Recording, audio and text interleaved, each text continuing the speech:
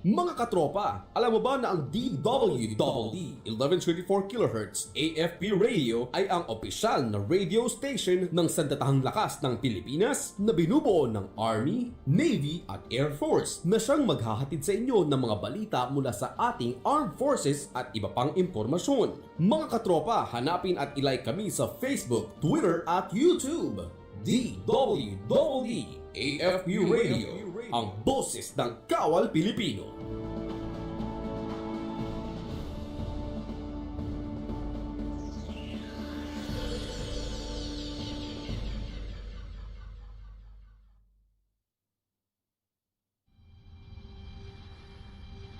Artillery is regarded as the primary fire support means for ground forces. Our mission is to provide timely and accurate artillery fire in any combined arms and joint operations. Ready to integrate fires in all combat missions, provides deep and close artillery fire, and protects the force. We are the artillery. We are the king of battle.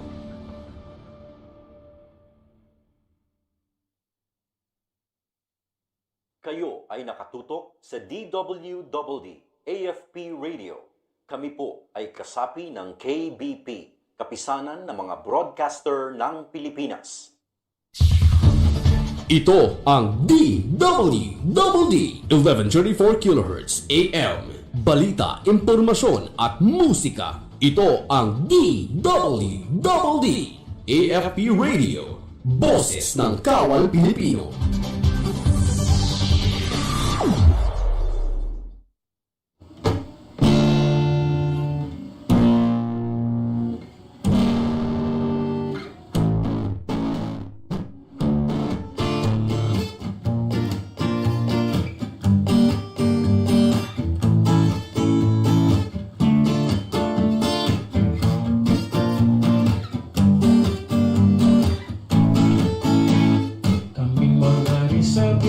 Sandatahan, dagdag lakas sa pwersa ng pamahalaan, handang tumulong sa nangangailangan, inialay ang sarili sa sambayanan.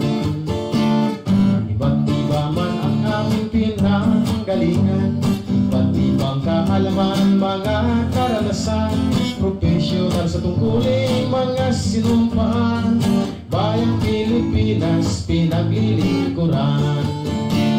Kami ang mga langkawal, kami lang sa hukbo ng sandatahan, kabalikat namin mga mamamayan, sinusulong kapayapaan, elemento ng karasan nilalabanan. Laang kawal, hurra!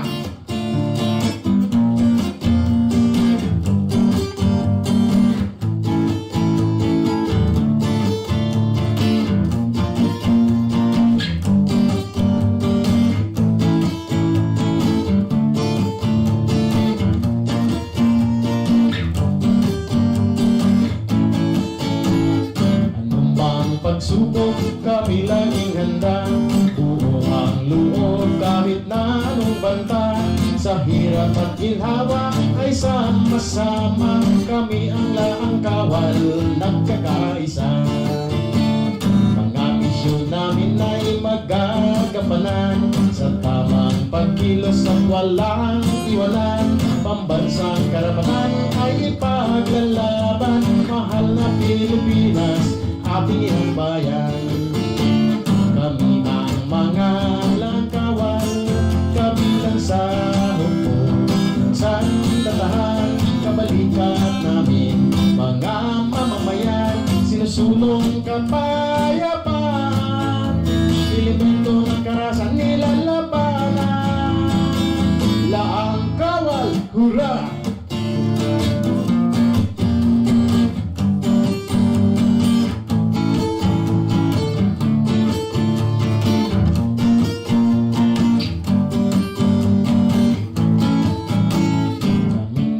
Reservist ng sandatahan, dagdag lakas sa pwersa ng pamahalaan, handang tumulong sa nangangailangan, inialay ang sarili sa sambayanan.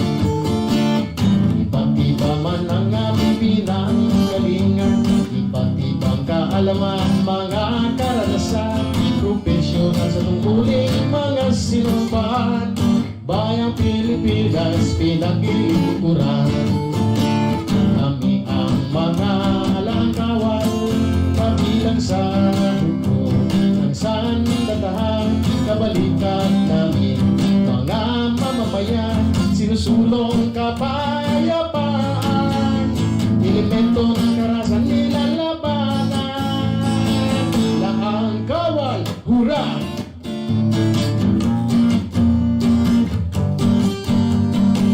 Laang kawal, hura!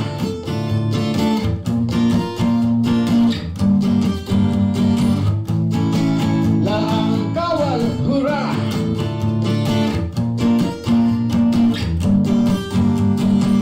Laang kawal, hura!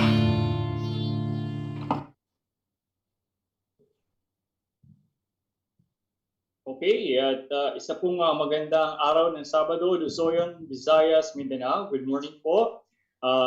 Ngayon po ay September 11, 2021. Kayo po ay nasa ating programang RESERVIST Hour. Ito po inyong katropa, si Katropang Burning, at live po tayo napapanood, napapakinggan sa DWDD AFP Radio. At ngayon po ang araw ng Sabado ay meron po tayong panauhin mula naman po sa ating pinakamamahal na National Capital Regional Community Defense Group ng Army Reserve Command or NCR-RCDG. Nais ko pong ipakilala ang ating panauhin ngayon. Wala pong iba kundi si Captain Lomil V. Prado, Infantry, Philippine Army Reserve. Sir, magandang umaga po sa iyo.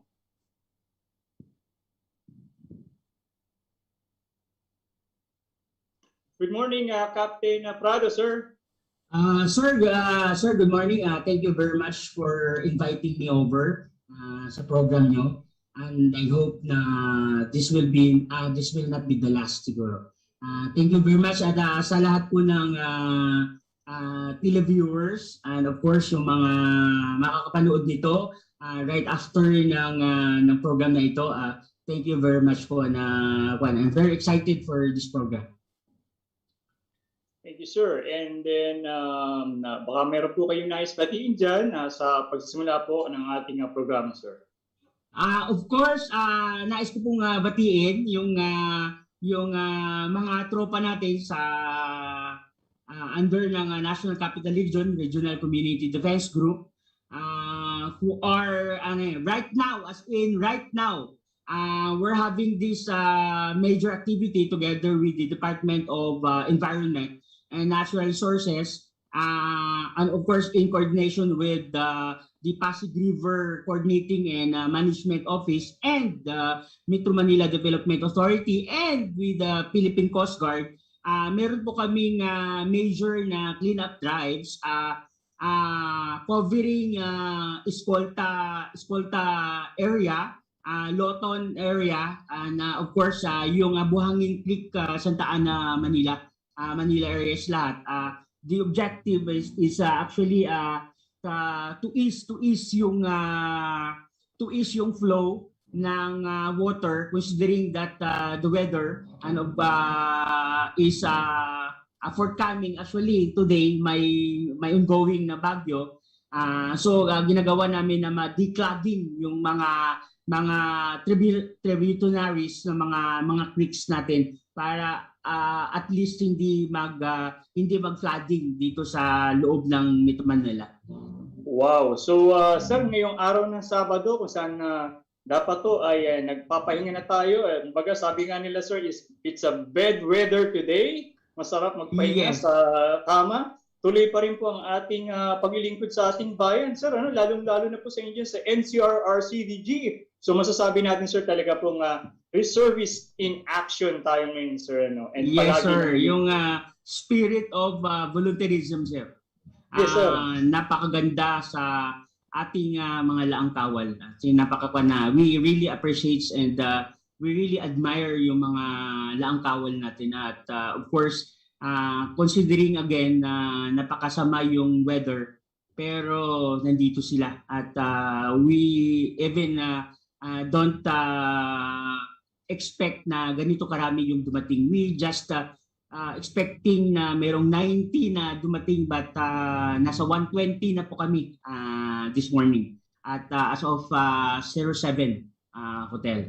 Okay, Yes, sir, yun po. that's very good to hear, sir, na talaga pong aktibo po na kumikilos ang ating mga katropa po dyan sa Langkawan, lalong-lalo na po sa hanay po ng NCR RCDG. Na pinamumunuan naman po ng ating masipag po, no, na si Colonel Ricky Bunayog. Sir, good morning po sa kanya, sir. And kasama po ba natin siya dyan sa action? Sir, si Colonel Ricky Bunayog ay nasa Station 2, located at Deloton Ferry Station, together with the Assistant Secretary of DNR, Lieutenant Colonel Joan Ilagunda, MNSA, Philippine Army Reserve.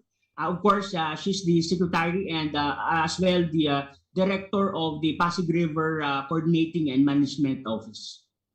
Wow, sir. Sabi ko na nga po ba, dapat dati ninais ko na magtungo sa inyong opisina para nakasama po ako dyan sa inyo pong operations ngayon, ano? At patuloy rin naman po makikipag-ugnayan sa inyong opisina dahil talaga pong NCR, RCDG, lagi pong reservists in action tayo dyan. So, yes, yes sir. Thank you and I agree with that. Yes sir. Okay, you're welcome, sir. And then, para po sa kaalaman po ng ating mga kababayan po dyan, kabubukas lamang ng kanilang Facebook at nanonood sa ating programa ngayon, nais po rin pakilala muli ang ating panauhin ngayon. Siya po si Captain Lomel V. Prado, Infantry Philippine Army Reserve. Siya po ang Operations Officer ng NCR RCDG and siya po ay makakapanayam natin ngayon.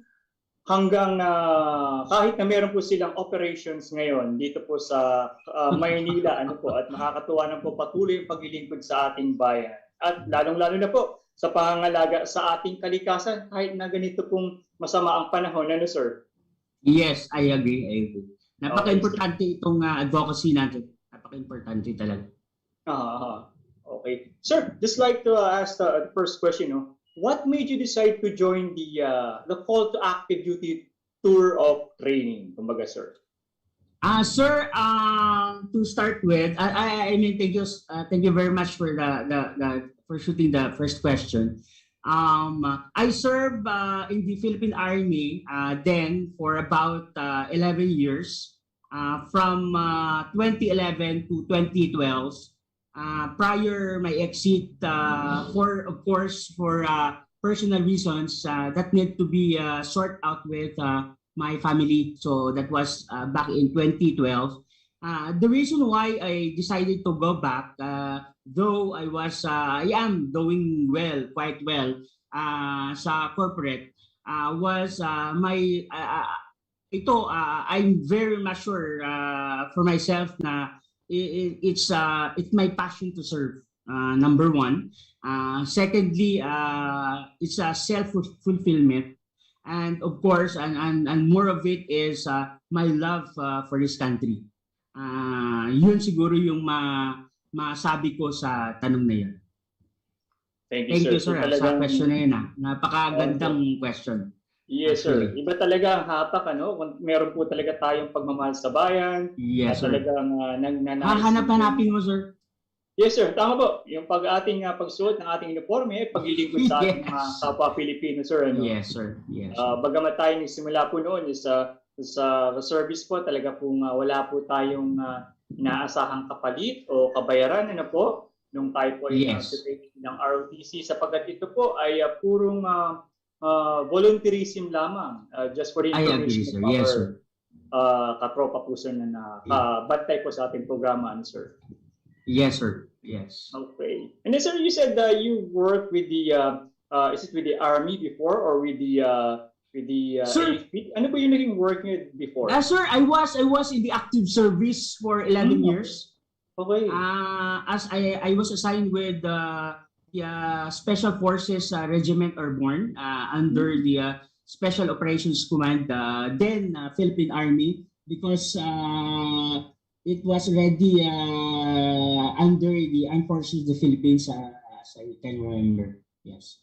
So I served for 11 years in the active service. Prior may exit, lumabas po ako. Of course,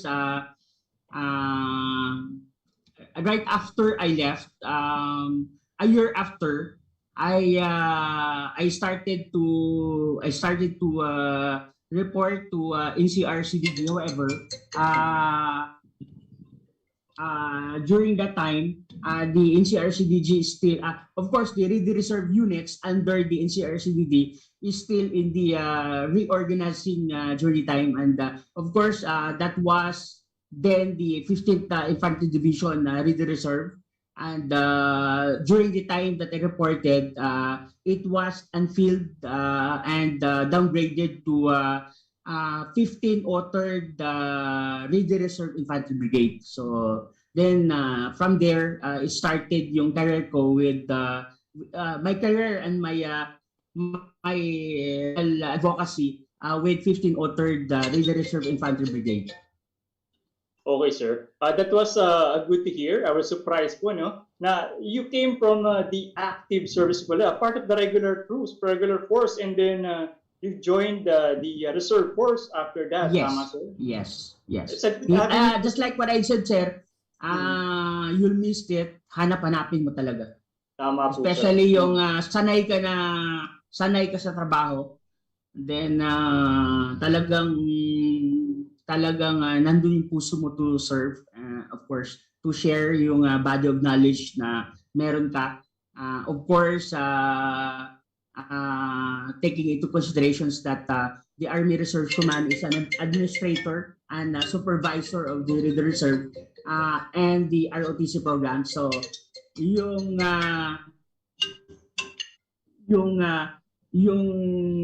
body of knowledge na meron ako, talagang sinigurado ko na ma-share ko ito kasi hindi ko madadala to. And I'm very happy actually. Thank you, sir. Thank you very much po sa mga previous commanders ko. Thank you so much for trusting me sa mga responsibilities. Yes. And we're also very happy, sir, at you inform us about that, you gave that information. Papasalamat po kami sa iyo sa ganyan ay meron po tayong mga katropa po dyan na nakatutok sa ating programa ngayon at ganun din po sa iba-ibang mga Facebook page po ng mga reservists. Yan po yung katanungan na dati po silang nag-serve as part of the regular force. Tapos nagnanais po silang bumalik, maglingkod sa ating bayan bilang reservist. Tanong po nila, paano daw po gagawin ito and possible daw po ba? And yung po, nagtatanong naman, coming from a different branch of service, lilipat po sa, let's say, another branch of service, let's say, coming from the Air Force going to the Army Reserve Command. So possible po pala, sir, po pwede po ito, sir, no? Yes, possible. Napaka-possible. Just like sa kwan ko, sa entry ko, my entry was, I was the reservist officer from 1303 CDC, from 1303 battalion. Then I applied for the call to active duty tour for training. And luckily, I was accepted. Those naman are willing to join the Reserve Force component natin, the Army Reserve Force component. Dalawa po yung entry niya. One, it could be the basic ROTC, yung number one. MS1 and MS2 yung program ko ngayon. Before kasi meron tayong MS11, MS12 for the basic for the first year and MS21, 22 for the second year. However, back in 2002 lumabas po yung Republic Act 9163, yung tinatawag natin na National Service Training Program or NSTP. Nabago po siya, subdivided into three components, yung ROTC, sa Civic Welfare Training Service, and the Literacy Training Service. So, pwede natin gamitin ito, yung basic ROTC, para maka-join sa Reserve Force component. Yung pangalawa po ay for us to undergo yung basic citizen military training or tinatawag natin na BCMT. Yon. It's a 45-day training na it's a daily 45 days na straight na trainings na that will be conducted by NCRCDG, of course mismo sa loob ng NCRCDG for 45 days. Yon po. Thank you, sir. Since nabanggit niyo na rin po yan, sir, just like to ask the question, and ganun din po yung katanungan po ng iba nating mga langkawal po dyan, mula po sa different Facebook pages po ng mga reservists. Sir, in this time of during pandemic, tuloy pa rin po ba yung training natin dyan, lalo-lalo na po sa NCR RCDG? Sir,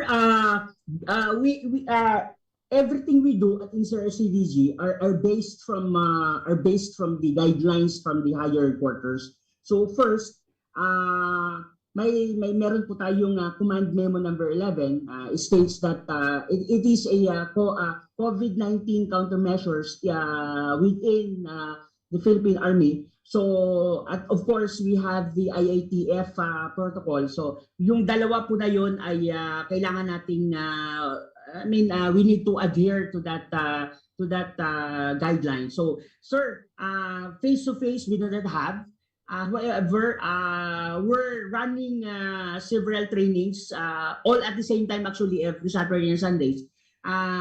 Pero online lahat siya. So, even though matindi yung effect or impact ng pandemic, hindi niya kayang i-hinder or stop yung operations, yung training readiness ng mga reservists natin. So we are committed to bring or deliver quality trainings to our reservists even through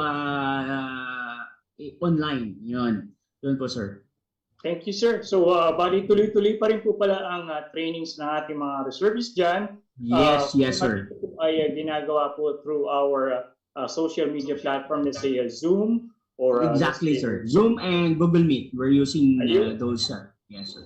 Okay, sir. So, ayan po mga katropa, mga kababayan, hindi po dahilan ang masamang panahon at ito pong pandemya upang huminto ang paglilingkod bayan ng ating mga reservists at mga katropa po dyan sa NCR RCDG, lalong-lalo na po ngayon na matapos ang itong nakaraang bagyo na si Judina, meron naman po tayong ngayon kinakaharap na si bagyong Rico na talaga po tuloy po ang buhos ng malakas na ulan.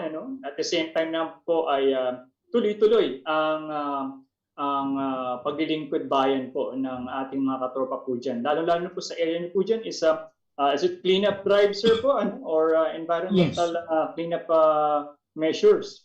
Yes, sir. Declogging operations actually, sir. Okay. Salamat po, sir. And then, ito pong ginagawa niyo po, sir, just like to ask, sir, how long have you been holding the current position po, dyan po sa NCR RCDG? As NS3, something like, is that the question, sir? Yes, sir. Opo. As a part of your duties and responsibilities po dyan that you're working on right now as an S3. Sir, I was designated the Group Operations Officer of NCR-RCDG RESCOM since 07 July 2020 to present. It's about 1 year, 2 months, and 4 days actually. Prior joining the RTC, I've been with prior to that, I've been with the 15 authored Ready Reserve Infantry Brigade. Yes. Thank you, sir, for that information, and that's good to hear po na talagang you've been working with the NCRDG for a long period of time na rin po pala, sir, as its operations officer. And yes, then nakakatuwa po malaman na tuloy-tuloy pa rin po ang inyong paglilingkod sa ating bayan. And sir, do you think ito pong ating mga operations po dyan sa NCR-RCDG kahit sa ganitong panahon is magtutuloy, sir? How do you manage to keep the troops moral kahit na po sa ganitong panahon? Sir,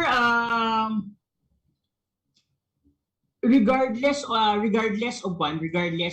the weather, regardless of the situation, the NCRCDG is committed and dedicated. Of course, adhering to the chain command. Sir, whatever yung nasa harapan namin, sinusugaran pa namin na panindigan namin yung mandato to the citizen armed force or the reserve force na ito ay ma-accomplish of course together with the NCRCDG, together with the community defense centers, and together with the reserve units natin. So regardless po of the situation, rest assured that the NCRCDG will accomplish yung mandato na binigay sa kanya ng higher quarters. So hindi tayo ma-stop na hindi makapagtrabaho kasi yun po yung obligation natin. At of course, sabi nila, oh, bagyo kanina, sabi niya, kailangan niyo i-call off. So, natuwa lang kami kasi actually, it's a challenge. Yung sabi, oh, bagyo. So, it's a challenge usually yun for us on how we to continue doing this advocacy today. So, sir, regardless, lahat ng bagay ay magawa namin ng paraan. So sabi nga nila, pag ayaw, maraming dahilan. However, pag gusto, maraming paraan. That is correct, sir. Tama po kayo. Ayan nga po, ang sinasabi nga po namin sa ating mga tagapanood po, no, mga langkawal, nagnanais sa sumali bilang member po ng langkawal. Pagka gusto, maraming paraan. Pag ayaw, maraming dahilan. So, kung talagang nais po nila maglingkod sa ating bayan, gagawa po sila ng paraan. Rain or shine, di po ba? Umulan, pumagyo, umaraw, tuloy-tuloy po tayo sa paglilingkod sa ating mga kababayan. Tama po, sir. Tama po yan.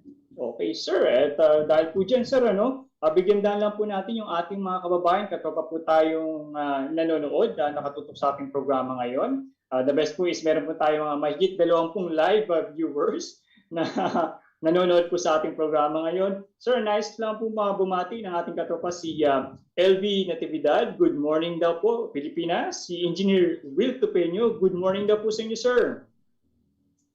Good morning, sir. Good morning po. Okay, si Major Reynald Ryan Barion mula po sa 1302nd CDC. Good morning po. Major Barion is a very close friend of mine. Oh, okay. That's good to hear po, sir. Major Barion, sir. Good morning po. Ayan. Yeah. Okay. Greetings na po from the officers and staff of the 1502nd Ready Reserve Combined Arms Brigade. And regards to you, yes, Captain Prado. Ayun. Okay. Oh, si ating katropa, sir, from the OG9, from, I think, this Major Floho, mabuhay ang Langkawal. Good morning sa inyo, sir. Good morning po. Ating mga katropa, sir, sa pa-shoutout daw po sa 1301st Kamanava Ready Reserve Infantry Battalion. Yes, sir. Sir, Pantaping Barako. Sir, actually, some of our personnel dito sa Buhangin Creek, New Panaderos sa Santa Ana, Manila, yes, sir. They're coming from 1301st Ready Reserve Infantry Battalion. Yes, sir. Dito po sila ngayon. Yes. Ayun, mga katropa po sa 1301st Kamanava Reserve Battalion, magandang umaga po sa inyo lahat at hindi po maitatanggi yung inyo pong kasipagan sapagkat nakikita naman po natin sa ating mga Facebook page, 1301st Kamanava, talaga pong noong July 25th, nung meron pong bagyo, sila po ay nagkaroon ng rescue operation dyan sa Valenzuela, sa Barangay Punturin. At yes, sir, mahal na mahal sila ng mga ating mga taga-sunod, taga-subaybay sa programa, lalong-lalo na po yung yes, iniligtas po nila, kasama po dun yung alagang aso. Pero pong Facebook page sa animal welfare, nakita po sila, yung ating reservist po dyan, iniligtas po yung aso, hindi po kinalimutan kasabay ng mga pamilya na inihahon sa malaking baha. Thank you, sir. Tama po, sir. Actually, sir, yung last sa Valenzuela, sa Malabon, sa Nabotas, sa Caloocan, kasi yun po yung area ng 1301st, yung Kamanava natin, yung 4 na cities. Actually, nung first day pa lang ng bagyo, yung papasok, nag-deploy na yung CDC director nila. Of course, I would like to acknowledge Major Jove Puyungan, Infantry Philippine Army, responding to the request of the community. And hindi lang siya nag-respond, pinakailaman niya pa lahat ng livestock ay binuhat niya. Sir, thank you very much for that. Nagulat po yung commander na ang tropa ay may binubuhat po na livestock to include yung pets po na sinabi nyo. Napakaganda po na kwan din namin yun. Actually, talagang umabot po sa higher quarters yung acknowledgement kay Major Puyungan at sa tropa niya. Although limited yung resources natin or tinatawag natin na equipment, however, again, pag gusto natin, magawan talaga ng paraan.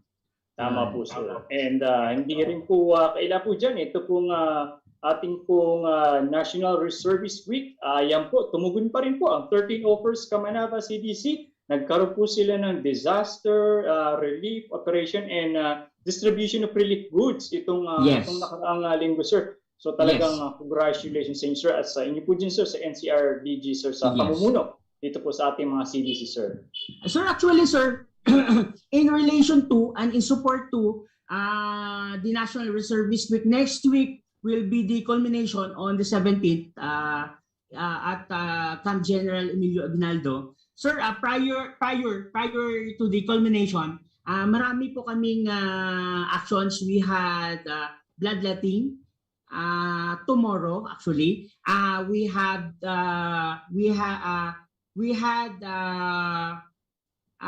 food pantry, gift giving, and also yung tree planting. Brigada Eskwela, actually in support doon kay NRW, ginamit namin si Brigada Eskwela to celebrate yung National Reservist Week natin. And of course, we are very busy today, actually for almost a week now, for the essay contest, for the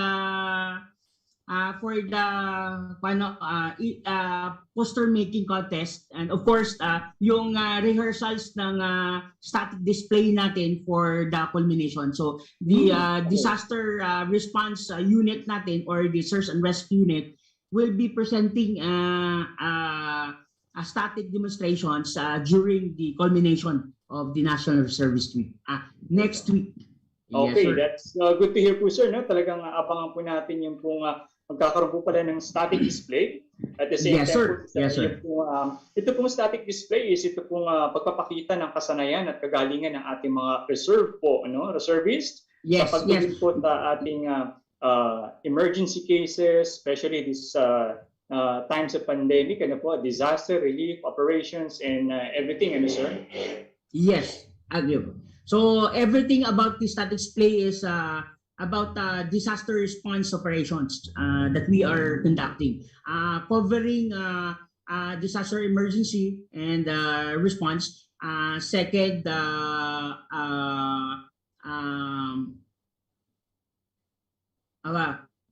urban search and rescue, and structure collapse search and rescue, and of course, the most important, the water search and rescue.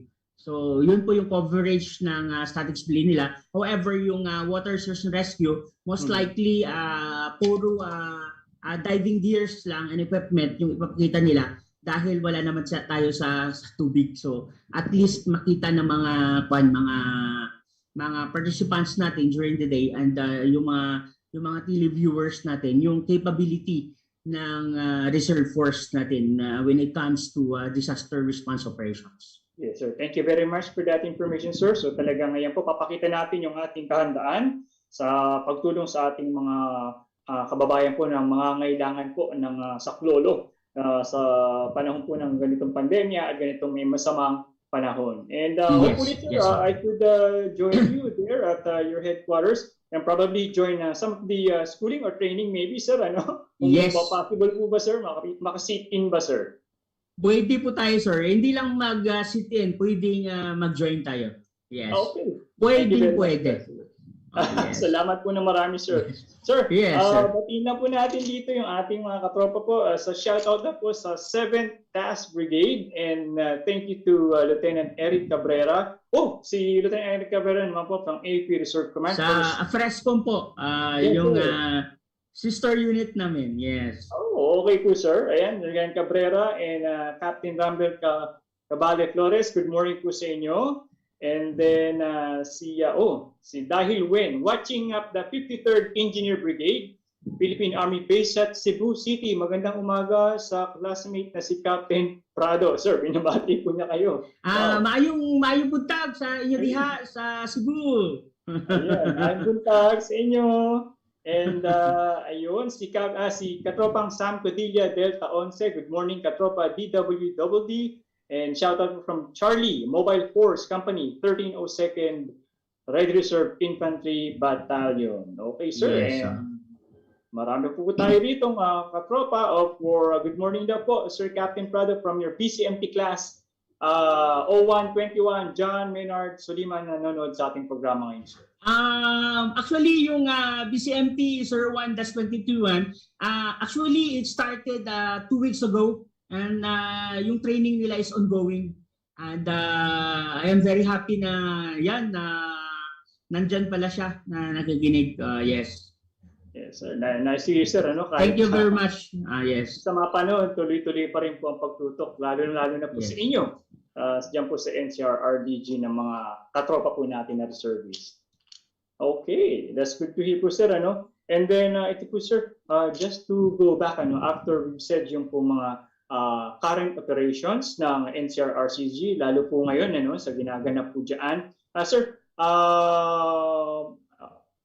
what do you think po that keeps you going, serving po dyan po sa atin sa NCR-RCDG? What keeps me going? Yes, sir. Of course, number one, of course, yung passion ko na mag-serve. Yung self-fulfillment ko, yun yung baseline ko siya palagi. And of course, yung talagang sabi ko nga sa wife ko is that number one sa puso ko ay yung army. Sorry to say that, pero naintindihan niya naman, number 2 ka lang, sabi ko. So, sorry ka na lang dahil Philippine Army yung number 1 ko at napakalaking karibal mo yung Philippine Army. However, of course, nakasanayan ko na to serve. Nakasanayan ko na ng trabaho palagi, nakasanayan ko na mag-share ng knowledge.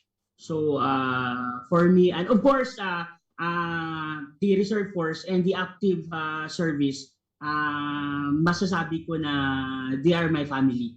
So hanap-hanapin ko talaga sila, and parang yun na yung buhay ko ever since. And those are the things that keep me keep me in doing this personal advocacy of mine.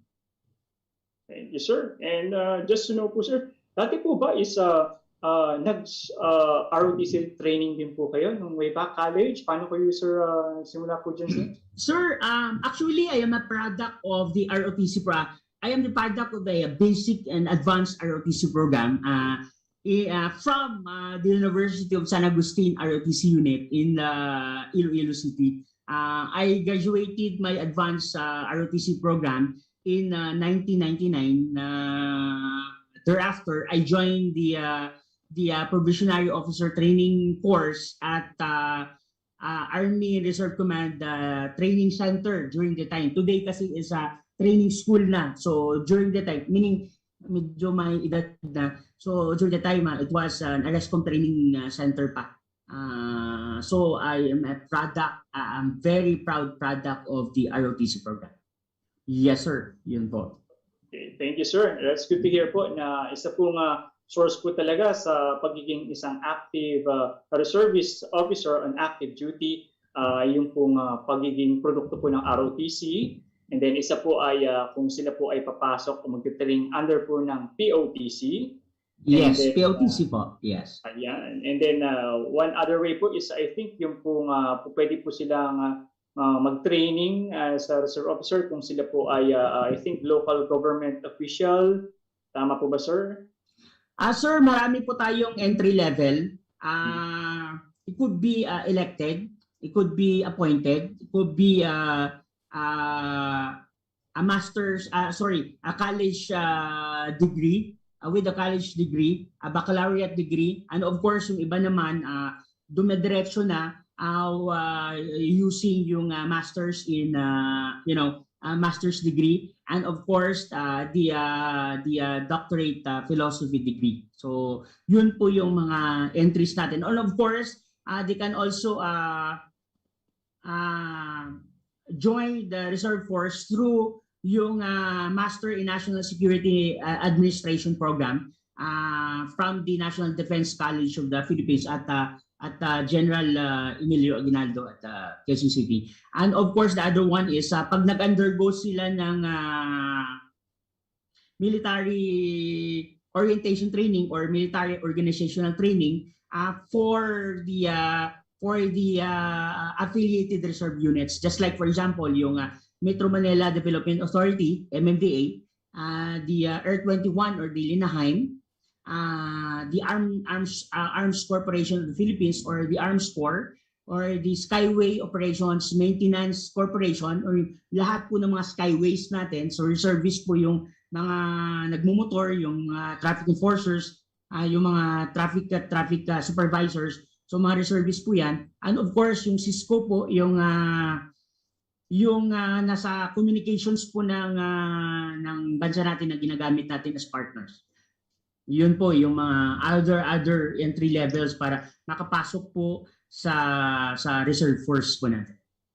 Thank you very much po, sir, for giving us that information po. So, ayan po, meron po mga different level or entries, point of entries po, para makapasok, makasali po bilang member po ng Laang Kawal or part of the reserve force. And Yes. it answers, sir, the questions po ng ating mga kaibigan po dyan. Wala naman po sa iba-ibang mga Facebook, reservist Facebook page. Kasi they are coming from different walks of life or walks in life. Meron po talagang hindi naka-take ng ROTC noon. I think mga senior high school na po yung inabutan nila ngayon. Meron din coming from ALS, something like that po. And then iba po naman po talaga is meron na po silang degree, like master's degree, and they are interested in joining the reserve force. Yes, So, sir, meron pong sir, meron pong catch. Although you have all those educational attainments, however, you still need to have basic RTC or BCMT for us to join the reserve force. So may requirement pa rin po siya. Kung wala kang RTC, yung BCMT, if you have BCMT, is okay na po. So regardless po sa dalawa, yun po yung major requirements po para makapasok po tayo sa reserve force. okay, thank you, sir. So malinaw po, sir, kailangan po nila mag-training pa rin either sa MOT or Military Orientation Training or BCMT, the Basic Citizen Military Training, right, sir? Yes, and the ROTC program. Yes. The ROTC program as well, okay, which is MS1, MS2 na ngayon, sir. Yes, yes. Unlike before na 11, 12, 21, 22, that's 2 years. Yes, sir. Okay, that's good to hear po, sir, no? So patuloy po tayo na nakatutok dito sa ating programang Reservist Hour. Muli po sa mga bagong bukas lamang po ng kanila pong Facebook page, ang ating pong panauhin ngayon, ang ating pong Operations Officer ng National Capital Regional Community Defense Group, si Captain Lomel V. Prado, Infantry Philippine Army Reserve. At dito nga po ay binibigyan daan po natin ang pagkakataon na paano po siya naging miyembro po ng Kawal at naglilingkod under NCRR CDG, at ganun din naman po ang kanilang current operations ngayon kahit masama po ang panahon dyan po sa Manila, sir. Okay, sir, anything you would like to add, sir, especially these times po na bad weather and you're currently doing, sir, with your assignment there in your operations right now? What specifically, sir? If you mind, I'm Yes, sir. asking. Yan po cleaning program po nyo ngayon, sir, environmental protection. At the same time, baka po meron po kayong upcoming po na disaster and relief operations muli matapos itong bagyo. Sir, based po sa guidelines namin, under ng provision ng Republic Act 7077, the AFP Reservist Act natin, that every after every after na meron po tayong just like for example yung floodings, of course yung typhoons, yung floodings ganito. So meron pong dinideploy tayo na tao for clearing operations, for clean up operations such as this. So talagang pan po yun, SOP po for the National Capital Region to support the local government units. Of course naman, mandato yun. Number 3 na mission namin yun to assist and support the local government units in socio-economic development efforts within the National Capital Region. So yun po. After this siguro, yung dalawang bagyo na ito, so madi-deploy po siguro uli kami. And I'm sure na merong local government units na mag-request na naman sa amin. Hindi po na absent yung request na yun. Lagi po yun at sanay na po kami, so we are very ready for that na pagdating ng letter request nila sa amin. As actually, ongoing yung Brigada Eskwela namin within Quezon City and Marikina today. They started, they will be starting at 0800 this morning. So 10 minutes from now, mag-start na po sila ng Brigada Eskwela. Talagang ang dami po talaga, multifaceted po talaga yung action. Yes. At pagtulong po nating NCR-RCDG command sa ilalim po ng, or sa mga units po na nasa ilalim po nito. Lalong-lalo na po ito pong 1301st Kamanava CDC. Ito rin po sa ating mga katropa po dyan sa 1303rd. Ayan po, bumabati po sa inyo sir. Talagang aktibo po sila, nanonood sa ating programa at kumikilos sa pagtulong sa ating mga kababayan. Thank you sir. Ano po? And then, dito po mga ginagawa po nating activities is still under the management po ni Colonel Ricky Bunayo po, ang commander po ng ating NCR-RCDG. So isang pagbati rin po sa kanya po dyan na sabi nyo, on-site po talaga, no? Na kumikilos at on-site po. Yes. Okay, yes sir. So basa po siya ngayon. Yes sir. Talaga napakasipag na officer na po. Sabi niya, bawal gumamit ng payong. So yun yung full out nun. Hindi ka na cause and effect, hindi ka nagpayong, basa ka. Yeah, like that. So, basa siya ngayon. Ako mamaya basa after dito. Kasi maulan po talaga, sir. Maulan po talaga. Talaga po, sir. Masama ang panahon ngayon. Bagamat masama ang panahon, patuloy pa rin po tayo sa ating action. Yes, sir. Yes, sir. Okay, sir.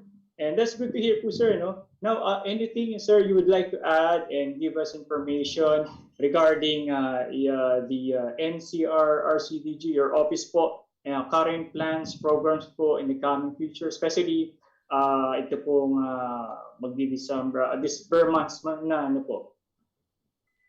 Sir,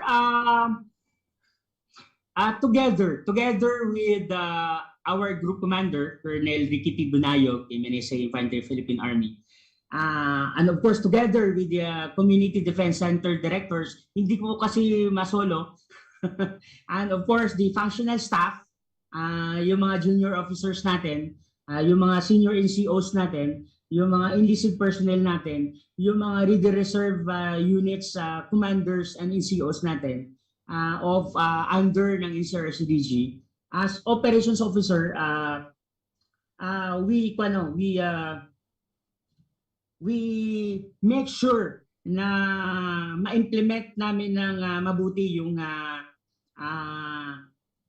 reserve manpower development natin, yung reserve force development natin, yung reserve affairs administration natin, at yung reservist affairs, reservist public affairs natin. So yun po yung tinututukan natin. Presently, we are in a full implementation of the NCR-based na ROTC units. Noteworthy of that is the memorandum of understanding entered by NCR-CDG with all the school administrations to properly define yung duties and responsibilities of both parties ng RESCOM at of course ng lahat ng schools na activated na ROTC units. Of course, yung objective nun is para ma-enhance natin yung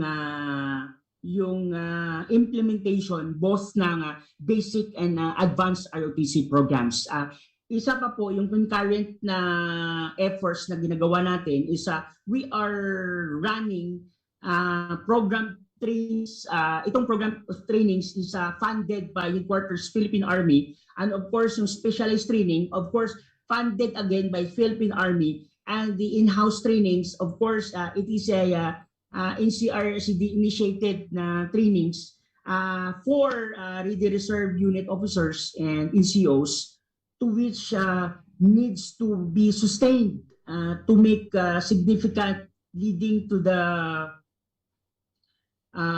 desired outcome, which is full readiness of every Ready Reserve individual and Ready Reserve units natin. And of course, yung isa pa ay we make sure yung deployments ng mga reservists and cadets natin to assist in every as long na maka-join tayo, as long na mayroong request, pinagbibigyan natin. Sabi nga natin, patulan natin lahat yung request nila. Basta ang importante, may activities tayo. Sir, may scorecard po kasi kami, may dashboard po kami na sinusunod weekly na kailangan natin i-submit yung activities natin to higher quarters. Pag walang laman, meaning either natulog ka, either tamad ka, or either talagang dinisregard mo yung duties and responsibilities mo. So these are the things na the NCRCD really involves in socio-economic development na within the National Capital Region. Thank you very much for that, sir. So just like what you said, involved po talaga lahat ng ating mga reservists po dyan, both nasa ROTC cadets, and at the same time, yun po talaga po kasama natin na dyan sa Reserve Force, lalo-lalo na po sa NCRRCDG, kasama po ng iba-ibang CDC sa ilalim po nito. So thank you very much for the information, sir. Yes, sir. Marami po tayong tutunan, and actually po, marami pong katanungan ang nasagot po agad ninyo mula po sa ating mga kaibigan po dyan na nagnanais, nagpaplanong sumali bilang reservist po. Kami Yes, different Facebook pages po dito na interesadong maging reservist. Thank you very much po, sir. Okay, Yes, sir. So dyan napakabilis po ng ating oras, sir, dito sa Yes. reservist. I'd just like to ask, sir, your message and invitation to all our viewers, listeners po, and those aspiring to join the Reserve Force. Sir,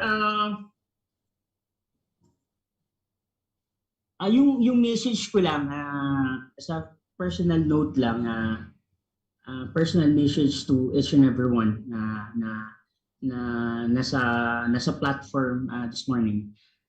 Please do continue to love this country and protect them as you love and protect your parents and your loved ones. Adhere to the law by disciplining ourselves, and of course let us develop a sense of personal responsibility while being young. Of course, for the young blood out there, you have all the opportunity to pursue a career both in the ROTC and in the Reserve Force. Kasi ano yung reason na kung bakit na we are encouraging and we are enticing all those yung hindi pa nakaunawa, hindi pa naka-discover about ROTC, or hindi pa nila nakukonsider joining the ROTC or joining the Reserve Force. One reason is for you to develop yung leadership potentials nyo, and of course you acquire yung skill-based na mga body of knowledge. These are the things na napaka-importante, and of course you have the opportunity again to become a commissioned officer or an enlisted reservist in the Reserve Force. At the same time, baka and napakalaking chance na for you to be one of the commission officer ng regular force. And of course, for naman, napaka-importante ito sa akin, it's personal advocacy for the ROTC cadet. For those na joining or would like to join the ROTC, isa lang masabi ko, be one of us. Be a model or be a catalyst of change. Yun lang masasabi ko. Remember, leaders are not born, they are made.